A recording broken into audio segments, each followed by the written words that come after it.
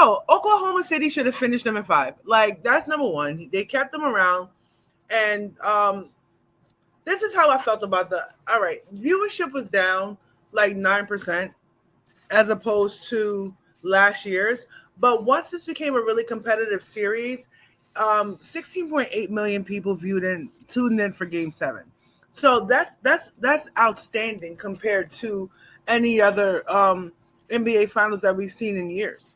You get what I'm saying? So they really did bounce back with the more competitive the series became, the more people tuned in. And I really don't also think it's just the two small market teams.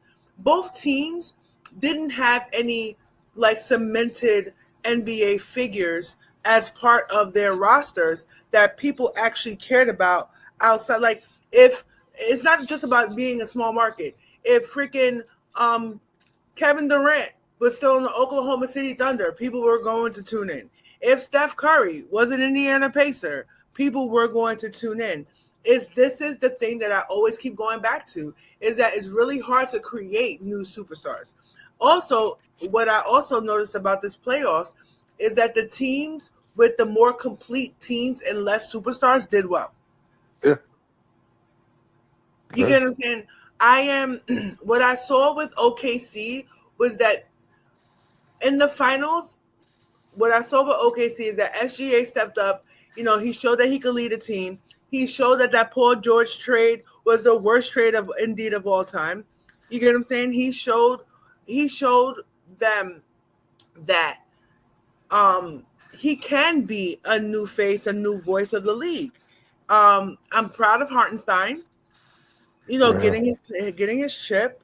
And, I believe that there were several times where the Pacers, that the Thunder beat themselves more than the Pacers beat them. That's a Right? fact. In different, like when the turnovers are crazy, what Indiana did, Indiana played fundamental basketball. You exploit your opponent's weaknesses to your strengths. And no one did that better than the Indiana Pacers as a team throughout the playoffs. The tale of the playoffs for the Indiana Pacers was that they capitalized handsomely off of mistakes that other teams were making. Because if the Knicks weren't turning those balls over the way they were, there was no way Indiana was beating them. Yeah. None. It all came down to turnovers and assists, and the inability to draw fouls, and the fact that people rely too much on drawing fouls instead of playing the fucking game. So that's my take on that, right? I do believe that it was an intriguing NBA playoffs where there was no clear, decisive winner, and you did not know who was the best team to beat, because every team was the best team. Any team could have won that championship that was out of that Final Four, and no one could have been upset about it. I'll be real with you. If the Pacers won, much to my chagrin, if the Pacers won, you cannot be mad at the Pacers winning. They would have earned every game they won, right? Now, I would say this. I am not going to jump on the Halliburton train. Because let me tell you something. People are like, oh, it sucks. Yes, it sucks to see people get injured in Game 7 and stuff like that. But this is another thing. You want to be a troll, you got to pay. When last year, when it was the Knicks, he wore that choke T-shirt after Jalen Brunson got injured, right? Am I right or am I making shit up now? Right. Right. So now you want to be the person who, yeah, I'm the man around town. I'm gonna do the choking sign. I'm gonna troll this team. I'm gonna troll that team. And apart from clutch shots, he disappeared in both series. Both series, if it wasn't for Siakam, if it wasn't for O'Connell, if it wasn't for Neesmith, if it wasn't for Nembhard and his defense, or Nembhard, whatever his name is, we are having a completely different conversation. And the one that I said looks like a WNBA player, Miles Turner. Miles Turner, yeah.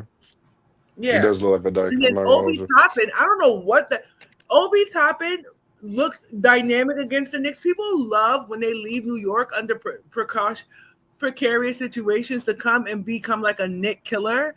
And then he showed us in the Oklahoma series exactly why the Knicks traded him.